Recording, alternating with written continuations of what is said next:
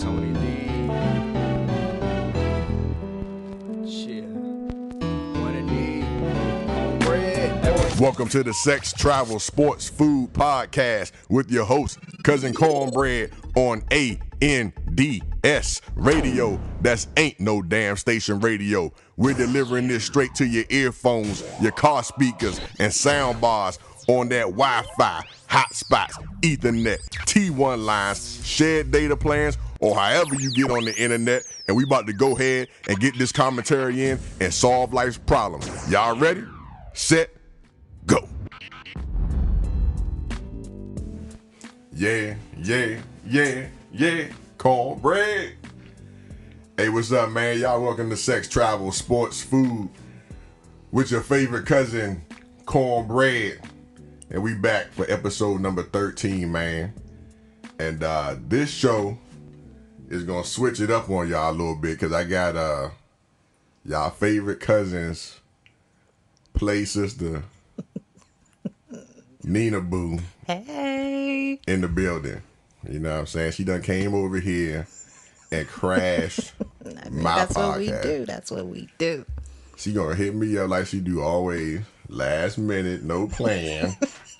Pisces, Yeah, free Pisces spirit. fish just swimming in the ocean wherever the undercurrent takes her. And so she done crashed this junk. She wanted to come on here and make me depressed today. Nah, Talking man. about stuff. You know, she came over here. As soon as she walked in, she was judging my muffins that I had sitting on the counter.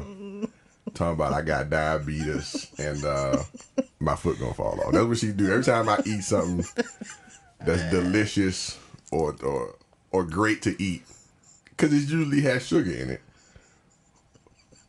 Now she talking about she always goes to this I'm just foot trying thing. to look out for you, man. But what's up with the foot? How come you always talk about it's gonna make my foot fall off? That's what I want to know. Because I know people with missing feet, and I can't roll like that. Because of diabetes. Yes.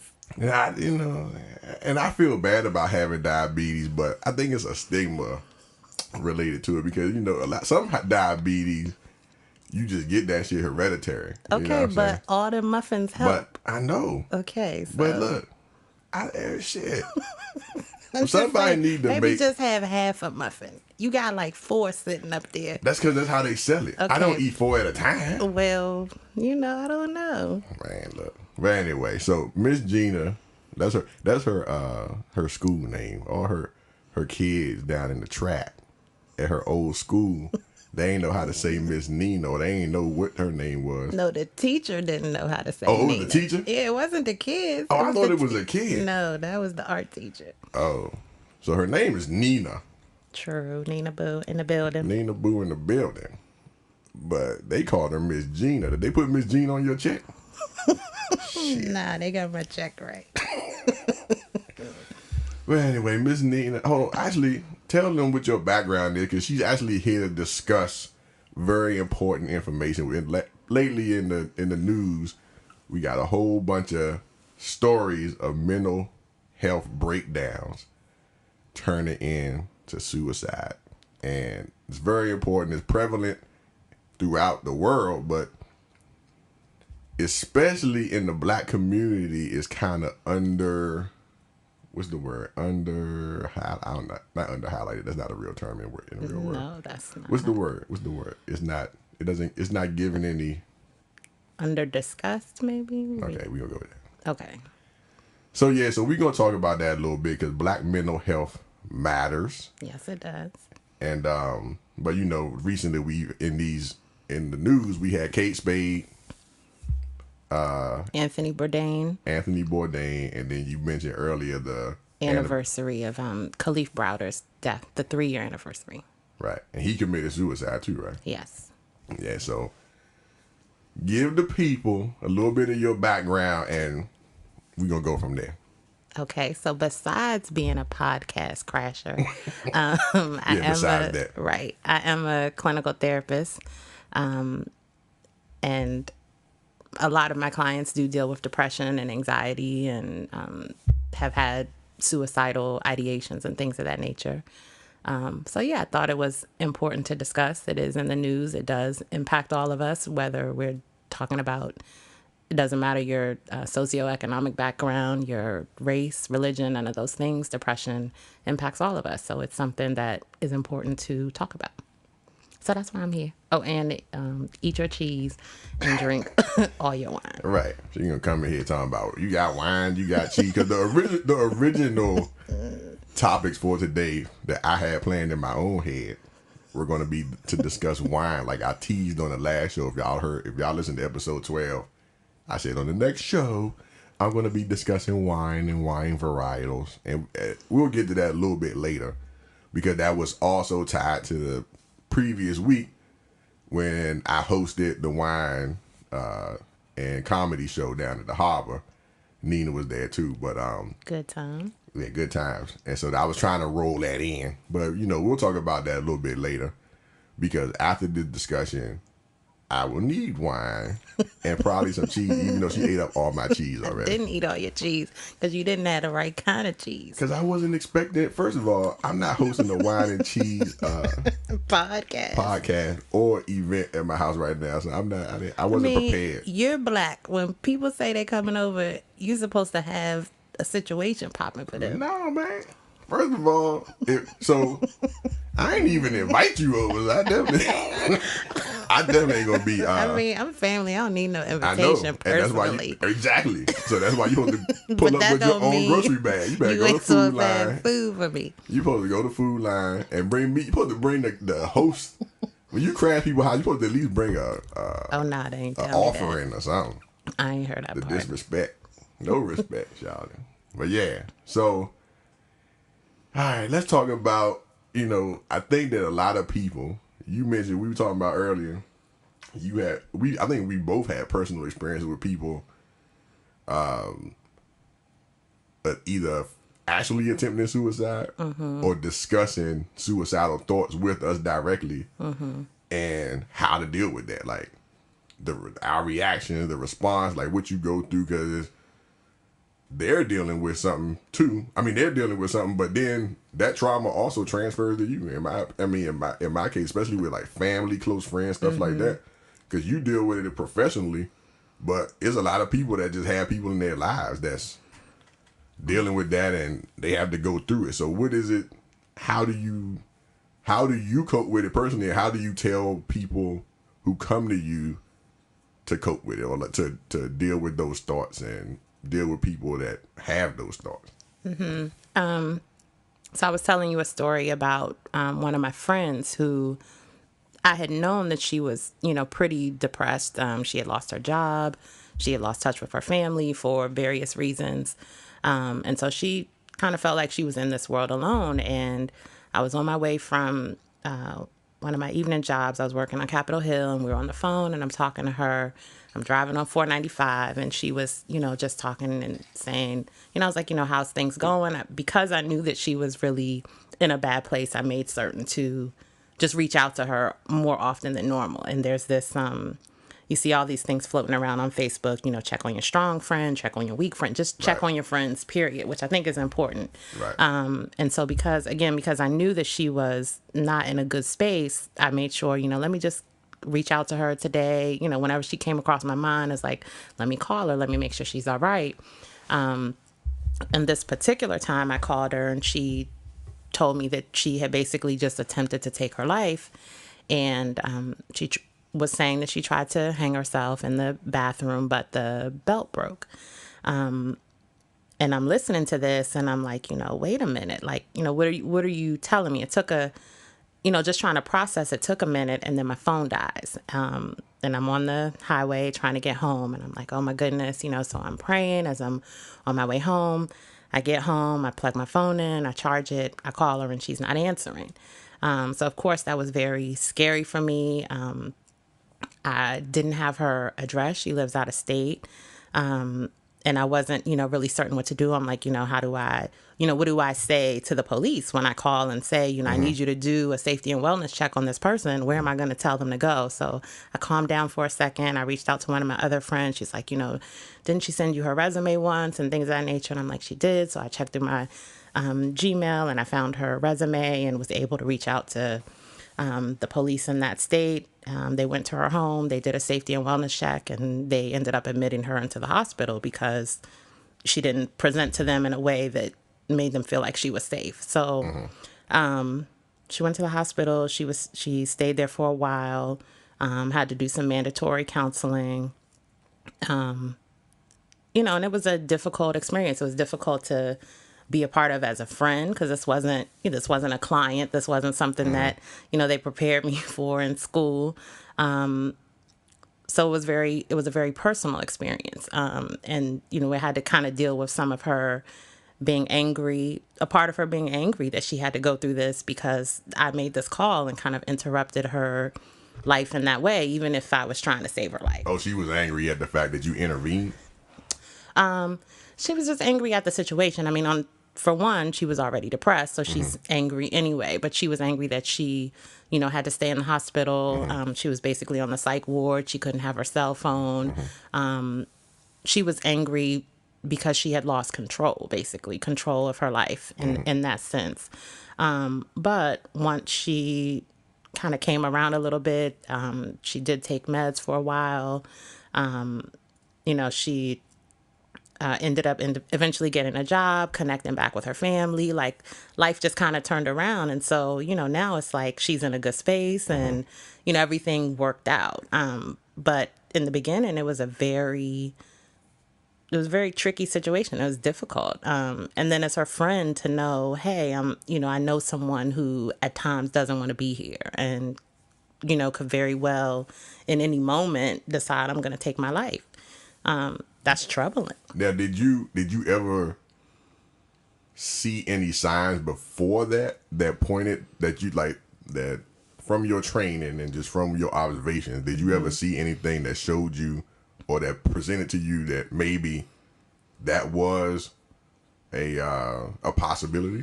So, what I know about suicide for people who have those thoughts is that suicide is always a possibility. Suicide is always an option. And I think that's something that, folks who have never experienced those type of thoughts, I think that's something that they just don't really understand. It's like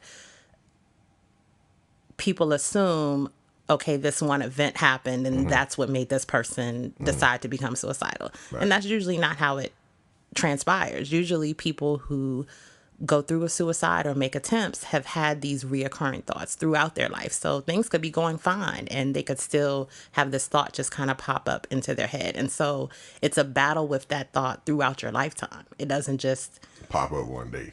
Yeah, it's not just today I decide I'm going to take my life and then you do it. That's not a knee-jerk reaction. No, and I think that's the part that people don't necessarily understand and have they feel like, oh, well, even when we talk about Kate Spade, oh, well, she had money or she had this and that. Well, that doesn't take away from the fact that she's battling with this thought or with this feeling for a lifetime. And so I think it's important more to focus on what keeps a person living versus, they took their life, they're selfish, they're this, that, and the other. What are the things that keep people going? I think that's important. And when we talk about friendships and being true friends, I think it's, important to kind of ask those questions, like what makes you live? What makes you happy? Kind of what keeps you going? Like, let's not be surface with people that we say we care about. Like, let's get real with them and have those conversations. Yeah. Now, I know I'm definitely guilty of always saying, all I got to do is win $1 million right. and I'll be straight. You know what I'm saying? Because I think that low key, I got some form of depression or something. And I think my joint is like, I claim I cope with it, but I think it comes out in some kind of different ways. Or the way I cope with it just comes out as somebody who's not, people think I'm cool all the time, right? And I'm really not. People be like, oh, you don't have no emotions and all this shit. And I'm like, nah, I'm mad emotional. I just don't be crying and shit. Right. Like, I don't cry, so you'll never see me weeping out in public necessarily, right? You never gonna see me outwardly expressing what I'm sad about or depressed about or whatever. But I'll be sad and depressed like shit. Right. But people don't think that because they like, oh, well, somebody sad looks like this. Right, or somebody exactly. depressed is going to be crying, or they're going to be hurt, or they're going to be recluse or whatever Right. it is. You know what I'm saying? But if you somebody that's like, I'm talking shit on Facebook every day, Cornbread can't be depressed because he always popping shit, talking shit on Facebook. Like, but I think is like you said, you need to check on people and kind of drill down a little bit more than the surface. But sometimes it's hard because I know like some people are closed off. Some people are introverts and they won't share or aren't comfortable sharing or don't like somebody like me. I feel like people, why? Like, why would I tell you? You can't help me. Right. You gonna give me $1 million or now? Right. Right. But and see, and that's the thing. Like with Kate Spade, I was like, damn, shawty. Like you would think she was like the model of the quote unquote American dream, an entrepreneur, starting own business, fairly successful, all this stuff. But shit. Right. And I think, I think that's an important part of the conversation that both Kate Spade and Anthony Bourdain's death brought about, because even when I think of Anthony, it's like, oh, he's all around the world. Like he's living my entire best life. You know what I mean? Traveling, eating food, chilling with the president. Like, we have this idea that, things or money or people, all these things bring about happiness. And when you're struggling with depression, that stuff does not matter. It doesn't matter. And so, depression doesn't have a face. It looks like all of us. And so you can't really, say, oh, well, if they're sad, then that equals this. If they're happy, then that means they're okay. It doesn't mean that. So I think it's important. If you care about a person, you check in on them, you pick up the phone. It's not always oh, well, I saw them on social media the other day. No, like get back to picking up the phone, hearing somebody's voice. Like I just be sending bit emojis. I'm really good. I gotta put my life together. Right. But pick up the phone, like, and just call. And people are like, oh, we're so busy. You're not that busy. If you care about me, you're gonna pick up the phone and check on me. And I think that's important. And I think, the idea that we don't have time to do that, or we all out here living our lives. Like that's what you hear kind of people saying, we don't have time. Then you don't care about me. And that's okay. But, let me know that so I can get a circle of folks who do care about me and would check on me. Yeah, man. So like, for instance, in that situation that you described earlier with your friend, did any of your training, did you like go through any of your training steps with yourself? And like how to deal with it, like when it happened, were you like, okay, Neena, like do this according to like the whatever y'all use, like the intake sheet or what, I don't know what it is. Like, did you go through that with yourself? So the first thing I had to do was to calm down. So that was a part of just, some of, when we talk about self-talk or whatever, kind of getting yourself in a position to take action. So I had to get out of the hysteria of my phone died, she's not answering. I had to kind of get out of that hysteria and think, okay, who else can help me in this situation? Who else is kind of has a calmer head, which meant calling another friend and that's the person who suggested, oh, didn't she send you her resume? Because I wasn't thinking about that in any way. I was just like, oh my goodness, I don't know how to reach her. I don't know her address. I don't know her sister's number. I don't know. Like I'm just, kind of going through all those things in my head. So it was calm down. That was kind of the first thing, calm down. And I knew I need to reach out to the police. I knew from training, safety and wellness check, those type of things. But initially it was get to a space where you can take action and not be hysterical and not be so scared and so worried, but that you can help a person.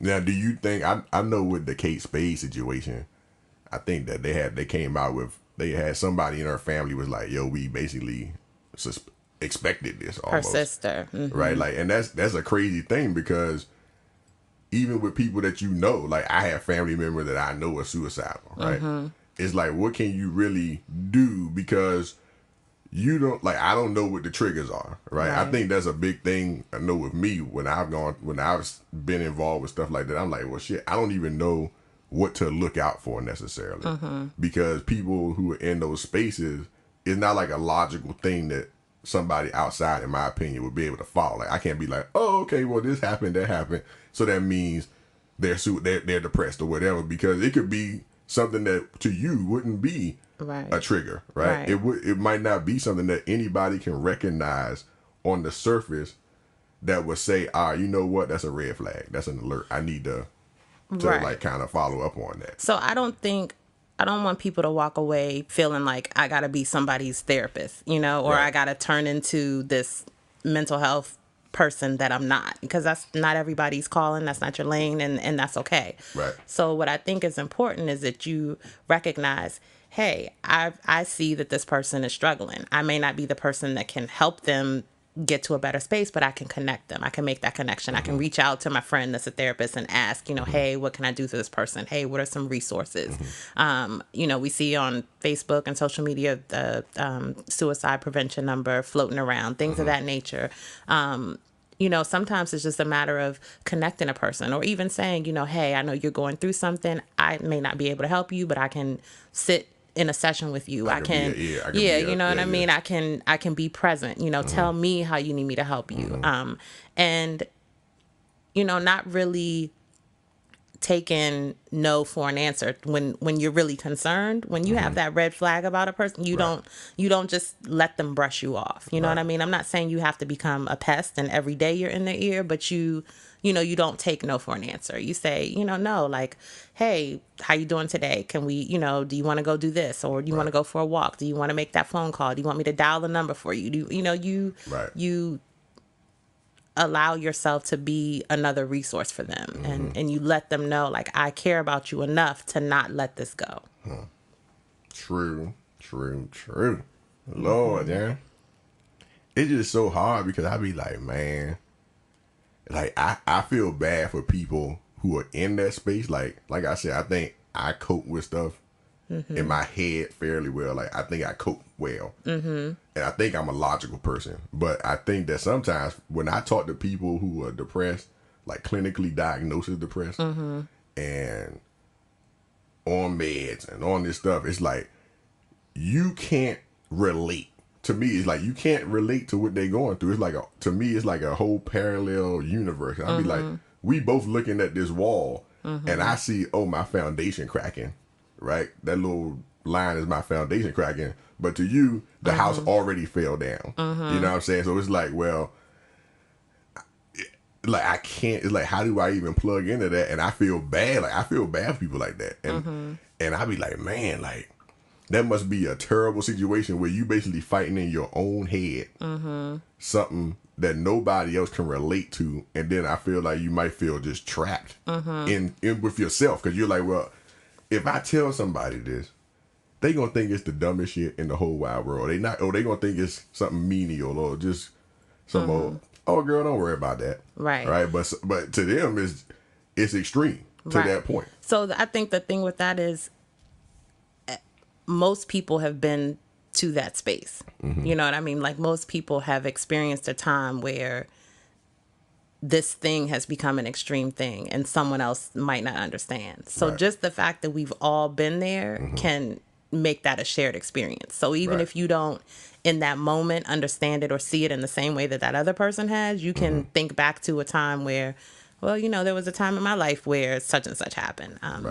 Because even though we don't talk about depression and anxiety and those things often, they're very, very common. They're very common things. They're very common in the Black community and in every community. Like I said before, it doesn't race, economic status, none of those things matter. Like, these have really become, a normal part of life. So even if you can't relate to that person in that moment, you can certainly reflect back over a time of your life where it's been like, oh, I've felt that level of intensity about something. And so be able to relate in that way, and to, just acknowledge, what did I need in that moment, or what would have been helpful for me in that moment. And that's how you can be supportive to that person. You don't have to understand exactly what they're feeling at that time, but you can empathize. Right. And I think that definitely people need to remove the stigma from it. Even though I think the stigma is diminishing, it's still a stigma. It's still a thing that's, oh, you got to go to a therapist, you must be crazy. Or I don't need to go to a therapist because I'm not crazy. Blah, blah, blah. People, I think that once people realize that, I had never been to therapy, and I went to therapy a couple of times, and I'm like, it's like the best thing it's just ever. People talking to people. Like, it's just like you talking it out, and somebody who could offer you these tools to deal with whatever you're doing is the helpful part. Not necessarily they gonna solve your issue. I think that, I know that's how I was, but I think a lot of people be like, well, what the fuck they gonna do? Like, they not gonna, this some motherfucker, some rich person charging me $200, $300 an hour is going. What they gonna do for me? They can't relate to what I'm going through. Right. You know So what I'm therapy saying? is not please know that your clinician don't have no magic wand. You know what I mean? You're not Ta-da. gonna walk into a therapy session and walk out and all life's problems are gonna be solved. Right. But it's definitely important and it's good for you. It's good to be able to kind of unburden yourself in that way. Most sessions are about between 45 to 50 minutes and it's amazing how much of a transformation can happen in that time. And really, I tell my clients all the time, we're just kind of laying the stuff out on the table when you come in here. And when you leave is when you really have to do the work. But it's important that you can do that work in an environment that's supportive and around people that are supportive. So that makes this idea that we're trying to destigmatize mental health that much more important, because if I am ready to go and see the therapist and then I'm ready to, tell my friends, hey, I went to therapy today and they're looking at me like I'm crazy, that's going to decrease the chance that I go back because I don't have that supportive group. So it's important that that you celebrate it. Like some of my shirts are like, oh, we're going to celebrate you getting, your mental health together. Yeah, hold on. Yeah. Well, so what shirts do you got right now? So we'll talk. We'll plug the shirts. My PSATs. True. So what's the? I know you got the self-love season shirt. Yeah, self-love season. And I came up with that shirt. I saw a tee that said, it was cuffing season. That's what the original tee was that I saw. And I was like, we spend a lot of energy trying to get booed up and loving other people and all that stuff. But, what energy do we put into loving ourselves? And that's really, to me, that's kind of the epitome of mental health is the energy you put into loving you. And that's not selfish. That's not, oh, she stuck up. No, like I got to look out for me. So I think that's important. And that's not about being conceited. It's about loving yourself. Absolutely. So self-love season, this tea handle with care. You got that on right now. Hey, yeah, I think that's important, especially kind of in this cyberbully, all that stuff. Like we're not the best to each other, we're just not the best people to each other. We can be cruel. We can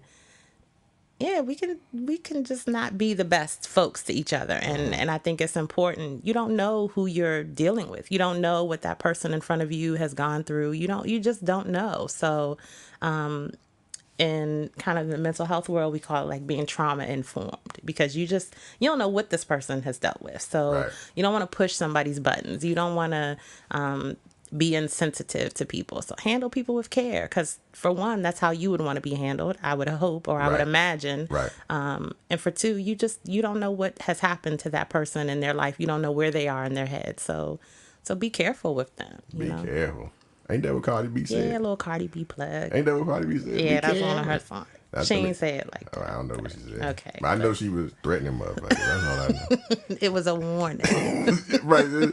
I'm like, man, Cardi B out here threatening motherfuckers. But be careful. But really, like, be careful with the person, because again, you don't know. You have no idea. That person could, like you said, be sitting right in front of you and be the happiest person. They could be online doing all these jokes, this and that, and you have no idea what their thoughts are. Right. Yeah, I think that's why it's always a shock. It's kind of like when you see crime in areas and everybody's always like, this never happens around here. Right. And it's like, well, shit, well, it did. Well, clearly it does, because it just happened. And I think it just, I don't know, man. That jump, it's real sad. And I think that people definitely need to start just owning the fact that they are fragile. I think that's part of it, too. The handle with care thing.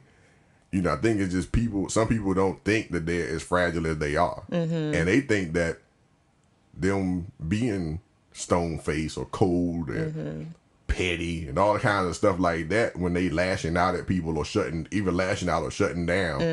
I think that people think that, oh, well, that's them, fighting that fragility. Is that the word? Is fragility a word? Yeah, sure. Today is going to be how y'all feel. Georgetown Day School Georgetown education. Day. And I'm talking about Hoppers Unite. But yeah, so I think that sometimes people just you know, some people are in denial about their own situation, how sensitive they are themselves, and so, you know, they fight it off and they don't let people in, and then you got other people who don't push. I know I don't push. I know I'm a bad pusher, but once I realized that close people in my family were affected by that, I had to be like, all right, I'll push more than I normally would. Right. And I probably still don't push enough, but Right. I be trying. Well, you know I'm a pusher. I'll pick up the phone. What you doing? How you living? What's going on in your life? Yeah. Neena is definitely a pusher. She harasses me. Hey, man, that's because I love you. I care about you. And that's what friends I supposed be like, to man, do. I got it, man. I got it. Leave me alone. Oh, go call all these people. She gonna send me a whole list of people, and then the website was down. Listen. So look, hold on. Let me tell y'all a story. So I was like, Neena, I need to get this therapist, dog. Like, I need to get this therapist, y'all. Like, but I want a man. I want a man and a black man. That's what I wanted, because I think that, you know, this is my personal opinion for myself. I felt a black man would be advantageous for me. Right. Representation matters. Right. Because I don't want to go talk to some 22-year-old joint or 25-year-old chick that went to like goddamn whatever. I don't want someone right. I that don't want looked like you. I want somebody like me, right? Whatever could relate to some of the stuff anyway, or in my head could relate. He might not be. We probably don't have none of the same experience, but whatever, make me feel better. Anyway. That whatever helps you get in the door. Right. So I go. I said, Neena, send me the jump. So she sent me the link. I go on the link, call these people. I call 3 people. This is bad advertisement. No, listen. I called 3 people, right? Let me tell y'all, hey, no. Till this day, that was, what year is this? 2018? That was 2016. Ain't nobody called me back.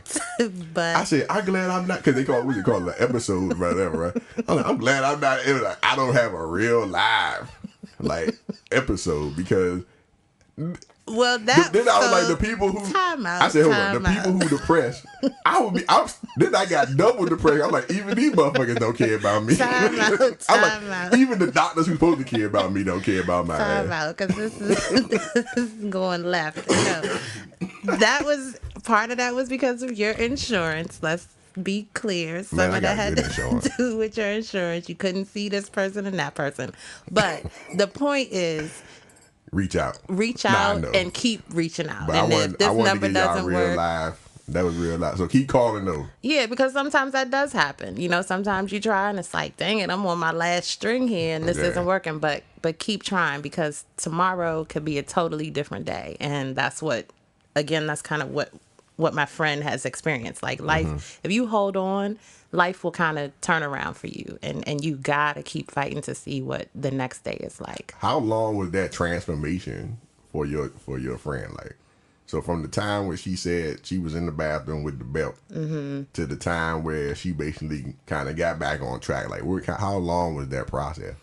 I would say maybe about 2 to 3 months or so, because shortly after she got released from the hospital, her mood kind of got stabilized, and then she got a call about a job, and that really kind of changed what her immediate situation was like. So that was helpful. That helped to lift her mood.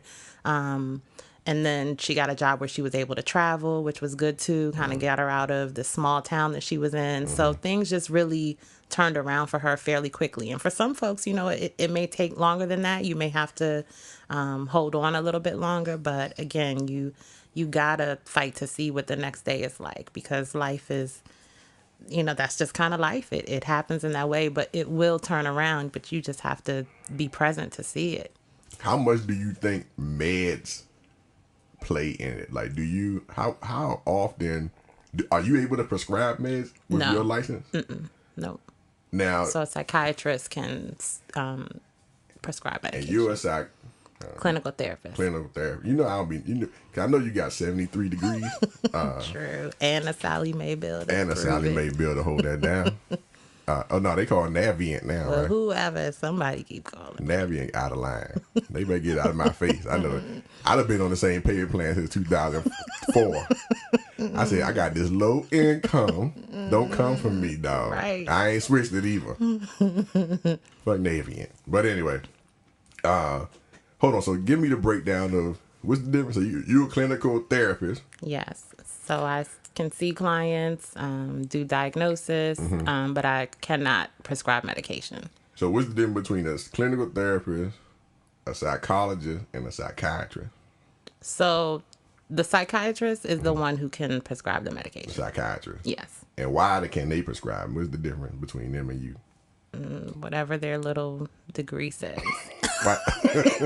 Oh, why gotta be that little petty ass? So, Oh, y'all got the same? Do y'all have the same training, the same general training? essentially, to be able to sit with a person and help them work through their stuff is really what our role is across the board. Okay. That's my take on it. Hold on, wait. I got some kind of drama going on. Is that supposed to be the interlude? That's supposed to be the outro because we've been running our mouth on here. I'm sorry Dang. about that. We at 35 minutes. Okay. It's okay, though. It's fine. You know. I was trying to cut down my shows because Mother Steppers was complaining, like, why it's so long? I'm like, man, y'all attention man fucked up. This joint was 43 minutes. Y'all dying. Right. Well, actually, I did have a long one on the Cuba joint, but everybody liked the Cuba one. Man, Cuba was popping. And the one after that, it was long too because I skipped. I was out of town, and then I had skipped a week, so I was like trying to give more show because I skipped a week. So I was like, I thought I was doing a good deed. Motherfuckers in here complaining. You can't please these people. But hold on, we got distracted by the arbitrary music little intro. So you said, fuck that little petty ass psychiatrist degree. You were moving in the direction of asking me about medication. Right. So I was just because I know like some of my family members, they got bags of medication. Mm-hmm. And it don't be seeming like it necessarily help.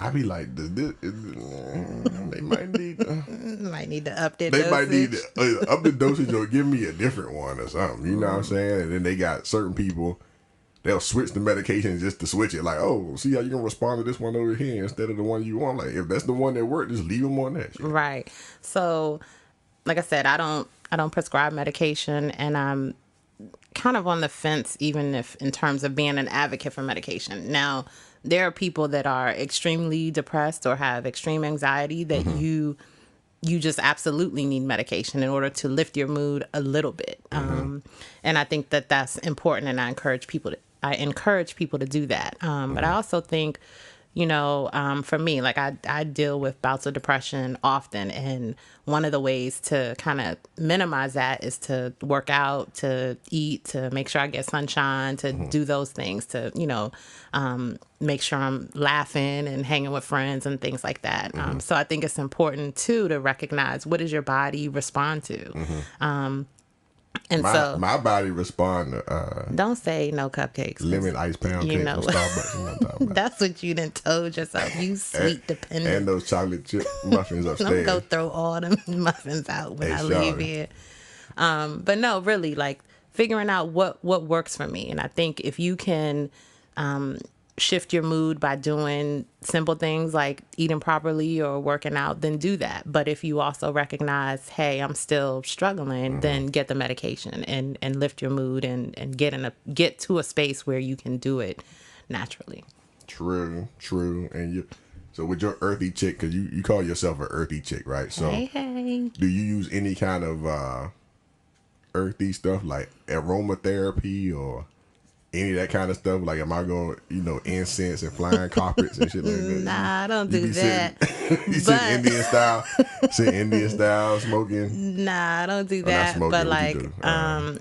I do so yesterday it rained a whole lot. So I'll like raise my windows up so I can kind of just be in peace and hear the rain. And one of my friends hit me, was like, is the rain blowing your life? I was like, are you kidding me? Like, it's giving me life. Yeah, see, I hate the rain. Yeah, like I love the rain. I love when I can sitting by the beach, sitting in, standing in the middle of the ocean. Like those things center me. And again, but knowing what that is. So for me, that's what it looks like. For somebody else, you talk about me walking around barefoot all the time. Like that grounds me. Like literally. I'd be like, hey, put on some shoes, goddamn. Right.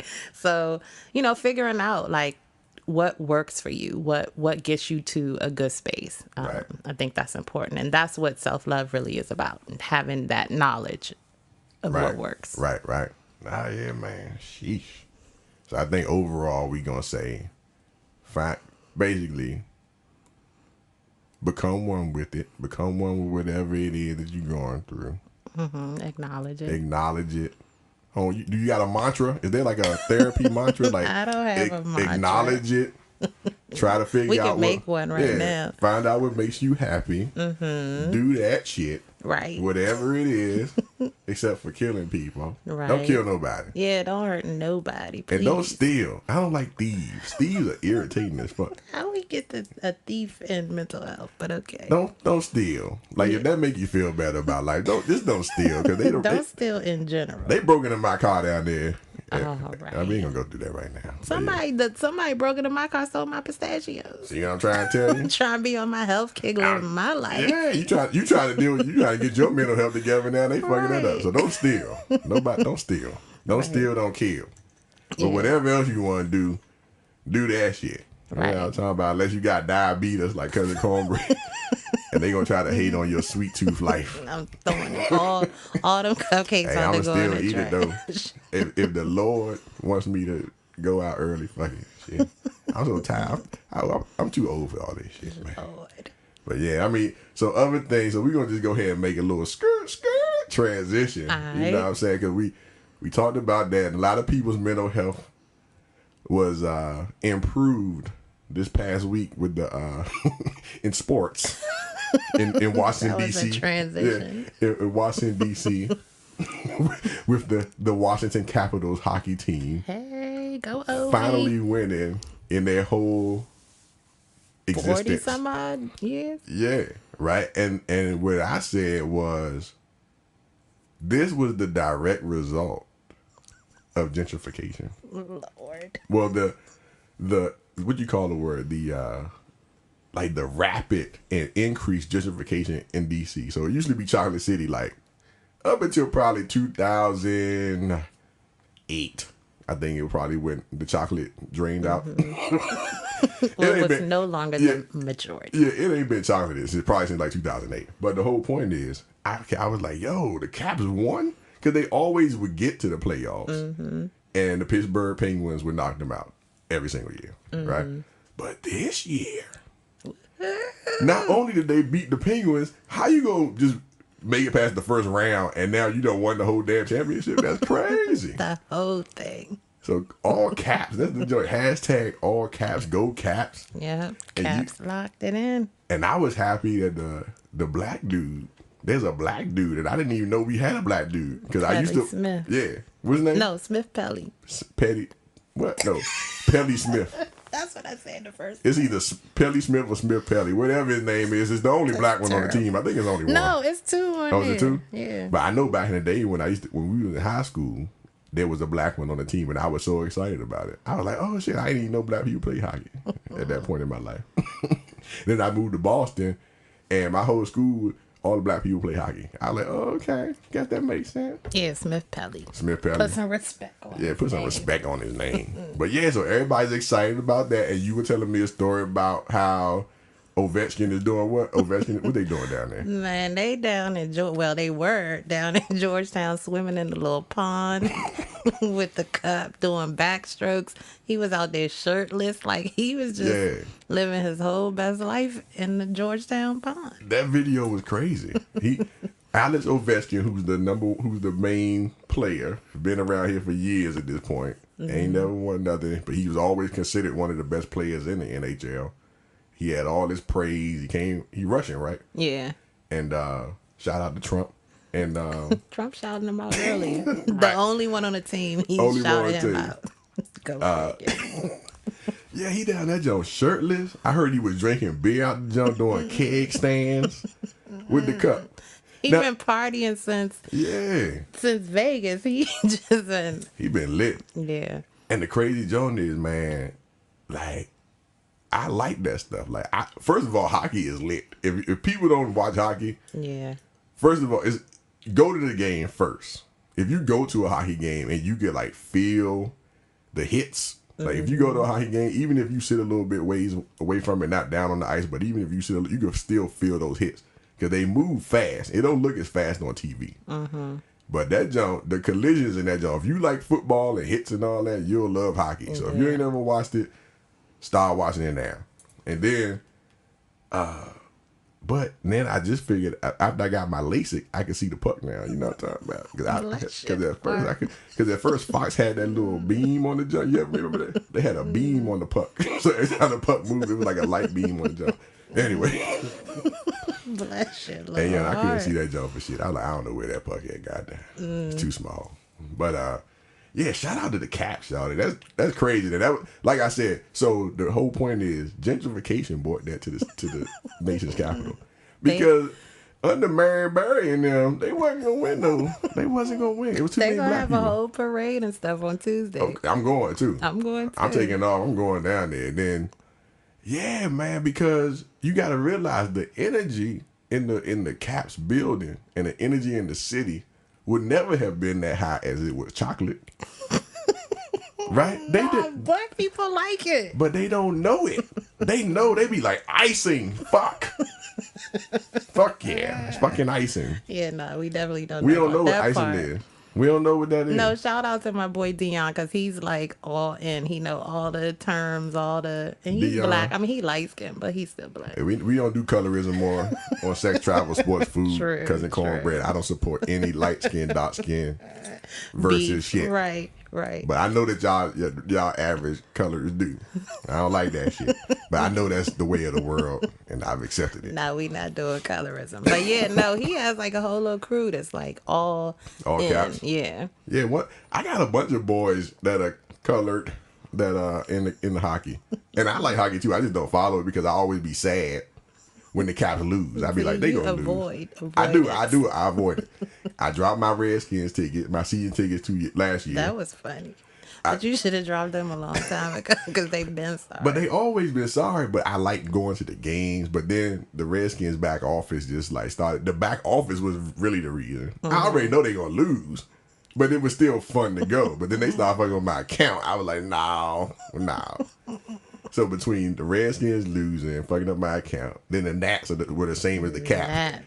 Every year they go to the playoffs and they lose. Disappointed. And they always hype over, all these people, all these motherfuckers, Strasburg and blah, blah, and they lose. Same thing with the Capitals. Everybody, Ovechkin this and Ovechkin that, lose. Goodbye. But now, we got the cup. I'm about to go find Ovechkin down in Georgetown somewhere. You gonna be in the water, wading in the water with him? Yeah, I'm right in the water. But that video was funny. He was doing push-ups in that joint. They got pictures of him in bed with the cup. In the bed. Sleep, waking up with the cup. He living his best life. He hasn't put that thing down. I ain't mad at him. I'm not mad at him. But he's been, at least 12, 15, something like it was been like a long time. Yeah, it's been a minute. Yeah. So that's good. So that's made some people happier. You know what I'm saying? The DC area. You know what I'm talking about? And, the other thing that's been in the news as far as sports has been your man's.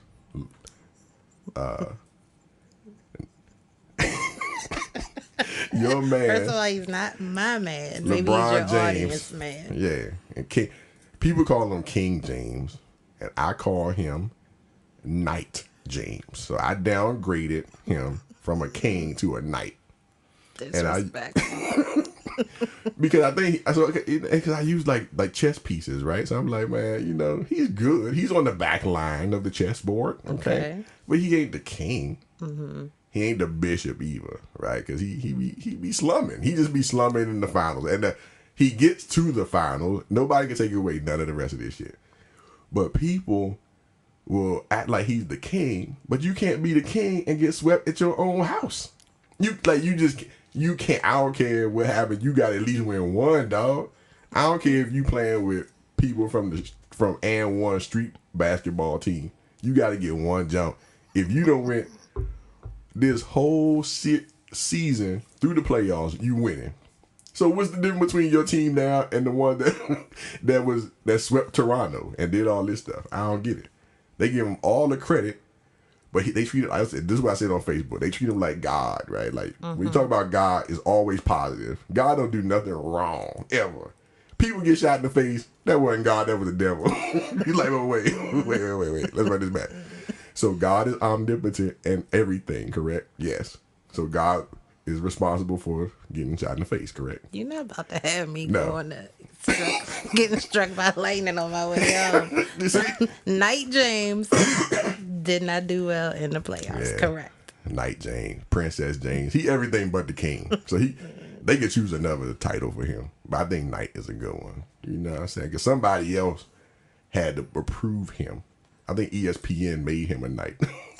They had a ceremony. They had a ceremony. Like, we're gonna crown you. We're gonna knight you. We're gonna make you the most important person in the world, even though you be losing.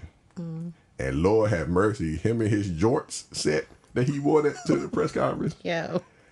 And his bad bitch bag. I was like, oh, he a bad bitch. Yes. He put them shades on and grabbed that Merce.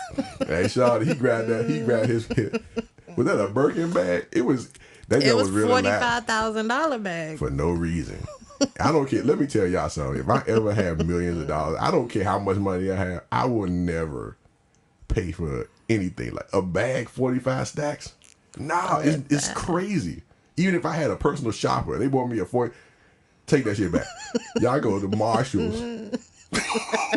Take your ass to Marshalls or TJ Maxx or Burlington and give me a regular ass duffel bag, okay? I'm putting my drawers and some tennis shoes in here. You understand me? Fuck out of here, $40,000 bag. Wasteful like shit. Give me $39,000 of that. I'll give you $1,000 bag. How about that? It worked just as well. 2 straps on that bitch. I wonder what he had in the bag because it wasn't big enough for sneakers or nothing. He had bad bitch appliances in there. He had Some Mac. he has a Mac. He had some blending brushes. His sunglasses. His sunglasses, because you know he probably had his little spray for his hairline, because his hairline come back and forth every week. One week he got a hairline, next week he don't. I don't know what that's about. Yeah. He had Beijing in there. Yeah, he got the Beijing in there, exactly. He had that Beijing in that bag, man. But yeah, so Knight James, Queen James, Princess James took that L sweep. I didn't think they were gonna get sweep though, because I always think the NBA. I always think that the sports are conspiracies, right? I think it's all set up. You think everything's a conspiracy, But it be true. Everything's a scam in your Everything world. is a scam. They that. Like, how the hell LeBron James go through the whole season? They wasn't even first. Were they? They like barely made it to the playoffs. Then he gonna sweep the first team, all this stuff. But then I'm like, man, like they gonna have to give him one. I thought the league wanted some more revenue. That's how I always look at it. It's just revenue. Just like Tom Brady in NFL. Tom Brady, they always claim he got the worst team of receivers ever, but he always in the Super Bowl, right? Same shit. Brady and LeBron. I don't know, man. I don't know. Shit. So that was good. I was happy about that because I can't stand lay flop. Because all he do is flop and whine, lay flop. I call him all kinds of shit besides his real name. Because he bothers me. I want him to be a bully, but I talked about that before. I gonna get into it, man. And yeah. So Neena came over here and drank my wine. It was delicious. Thank you. Yeah, it's good too. Shout out to Potomac Point Winery. You know what I'm saying? That's where that. Can we get a sponsorship? I don't know. We gonna try. You gonna try? Cause that joint she drinking, that joint $25 a bottle. Oh, you ain't tell me that. I know. That's why you looked at me crazy That's when why She poured the whole rest of the bottle in that joint like she living her best life. My bad. She was living that LeBron yes bitch life. No, it is good though. Yeah, that joint is good, man. But and you know, so originally I said I was gonna go ahead and talk about wine varietals and all that stuff on this episode. And I'm gonna touch on it real quick. You know what I'm saying? I talked about this at the show 2 weeks ago that Neena actually was at that show over in the audience, even though she should have been performing. Because y'all don't know that Neena is a retired comedian, and her career was one show long. I got her whole career on tape. Or yes. What'd you call it? I guess it ain't a tape no more. Whatever. I recorded. I got it on video. But to be clear, because I don't want people to think I retired because I sucked, because I was funny. I agree. Okay. So I just want to put that out there. Nah. We just said you retired. I mean, okay. Your anxiety. Take another sip because your anxiety just got high a little bit right there. Ain't nobody say you suck. I just, people be like, oh, well, why'd you click? Did you bomb? No, I didn't bomb. I was good. Thank you very much. Make sure Shout y'all, out to Eddie. Shout out to Eddie Bryant. You know what I'm saying? Eddie Bryant Comedy. Go on his website. Funny dude. And, but I'm going to tell you right now, man, Eddie will tell you a funny joke about a deer in Southeast. So make sure y'all look out for that joke. Eddie, if you listening, make sure you tell everybody that joke, because the joke is funny, man. But but yeah, man. One thing I told them, I'm gonna just real quick. One thing I told people at the show, man, is that people think when they drinking, you drinking Moscato, you drinking Sauvignon Blanc, you drinking Merlot, all that stuff. All of that stuff is based on the old wine naming nomenclature, right? So like in the old wines, they name it by the wine region, right? So Bordeaux is from Bordeaux, Francais. You know what I'm talking about. Mm-hmm. Hold on, do you speak French? Un peu. No, is that right? It's un peu. I said un peu. Oh, un peu. I be mixing my French and my Spanish up a little bit. Hey, yeah. You speak Spanish.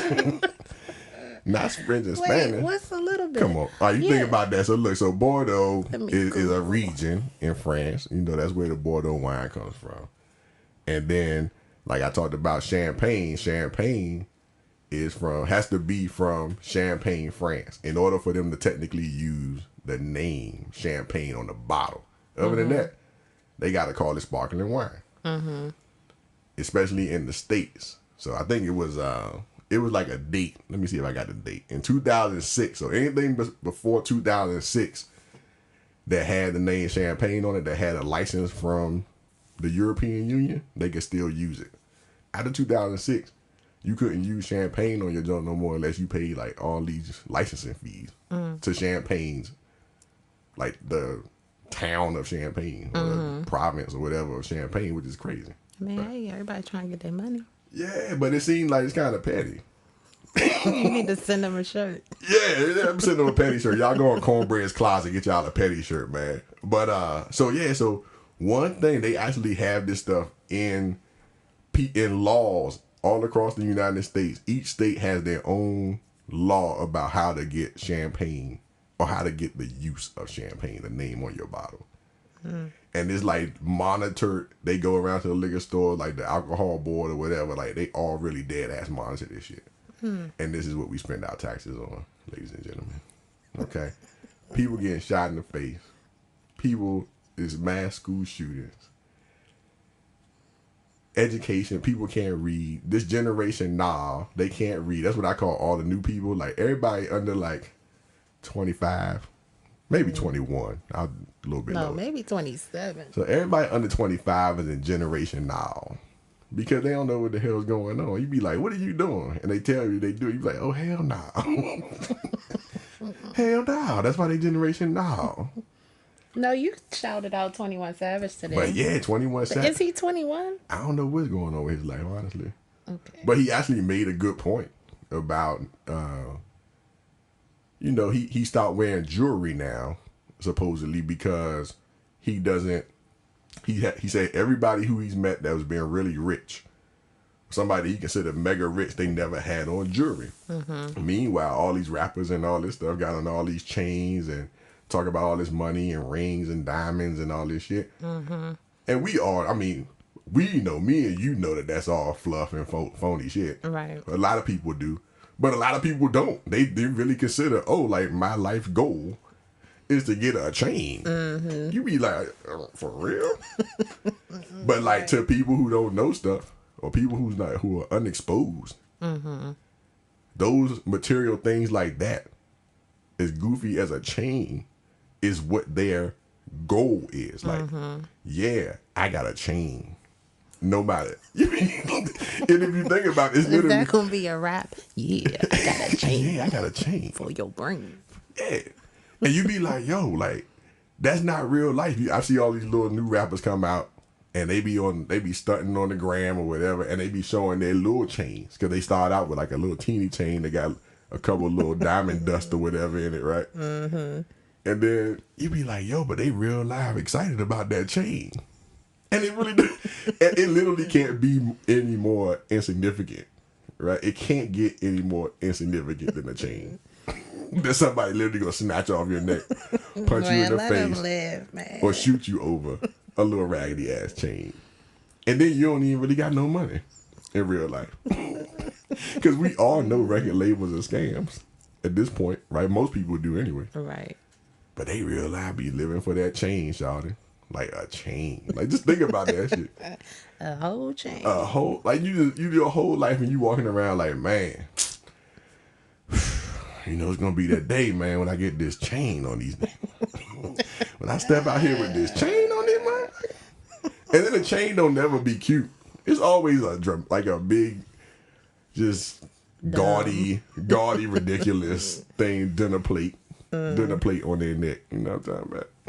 Bless their little hearts. But yeah, man, we gonna let y'all go, man. We appreciate y'all listening. I ran over my normal time. We a little bit over an hour, but I think we had a good conversation. Yeah. About mental health awareness, suicide awareness. Check on your people. And one thing I started doing personally is every week. Right, I'm not consistent, but I tried to be. Every week, write down 3 things, either at the beginning or the end of the week or whatever, that you were excited about, that you accomplished or that happened that were positive things. Okay. Because sometimes I know I'm guilty of it. I just I do shit, and I don't appreciate my own accomplishments, my own positive things or impact or whatever it is, you know what I'm saying? So that's one thing I do personally, or I try to do personally, to help me when I be like, yo, I ain't shit. Mm-hmm. I'm sad. I ain't gonna never be shit. Fuck it. Eat this Cinnabon, go to sleep, hope I die. Lord have mercy. No, that's a good strategy. Yeah. So y'all start doing that if you want to incorporate that. And, find some tools. Do you have any websites or anything like that where people could go, or numbers or anything like that where people can go? Yeah, definitely. So I want to leave with you guys the National Suicide Prevention Hotline number, which is 1-800-273-8255. If you're looking for a therapist in your area, you can go to psychologytoday.com. All you have to do is enter in your zip code, and therapists in your area will pop up. It'll give you, what type of insurance they take, what they specialize in, and at the bare minimum, if you're struggling, reach out to someone. And that doesn't matter who they are, but let someone know that you're having a hard time so that they can help you. Because tomorrow is a better day. Tomorrow can always be a better day, but you have to be present in order to witness it. True story. We appreciate Miss Gina. Thank you for having me. Thank Crashing you for the letting podcast. Me crash. Hey. Special episode, Crash the Podcast with Cousin Cornbread, man. I'll be back. Get some cheese. Lord Jesus. Somebody bring some cheese over here, man. She think I'm going to set her out a platter. Yeah, man. I mean, hey. She still owe me grapes and all kinds of stuff from all my free services I gave her for the t-shirt line, you know. So man. I think I modeled at least 17 of them t-shirts. I mean, that's what you're supposed to do, though. Yeah, man. So y'all go check her joint out, My PSATs, all spelled properly. Okay, yes. MyPSATs.com. Get you some self-love shirts. Yeah, and My PSATs on Instagram. On Instagram, you know what I'm talking about. And y'all know your boy, Cousin Cornbread, on everything, all social media. And Cornbread's Closet is linked on there, too. I got like 3 designs up right now. Go check those out. If y'all feel like buying one. Get one for your friends, your family, whoever y'all think is petty. Send them one in the mail with no return label on it. Yeah, I need that joint for Trump. I need to get one of them for There's him a lot of people today. that need that petty shirt for real. Mailing it today. Yeah. But yeah, man, we're gonna get out of here. Episode number 13. I appreciate y'all listening. We'll be back next week. Every week I get on here, man. So if you ain't caught up, like I said, make sure you go catch up. A lot of the people be hitting me up talking about, oh yeah, I just finished listening to episode 6. That joke was funny as shit. I'm like, God damn, you on 6? Why you still on 6? You got a couple hours. You go ahead and put in some work. But I appreciate everybody for listening, man, again. And we out. Hope y'all have a good day. And as usual, I'm going to leave y'all with my 3 things, man. The 3 cornbread. You know the 3 keys of life about cornbread? Do you know that? No, you don't know. I do. You don't. You gonna ask me after 2 glasses of wine? Something about so look, number 1. Black dollars matter. Nah, man. Well, actually, that should be one. But number 1, stay ready so you don't have to get ready. Oh yeah, I know that. Number 2. What to start with? We'll let it start always make a plan, or you'll always work for somebody that does make a plan. True. And number 3, don't drink and drive. You might spill some. Right. Log out.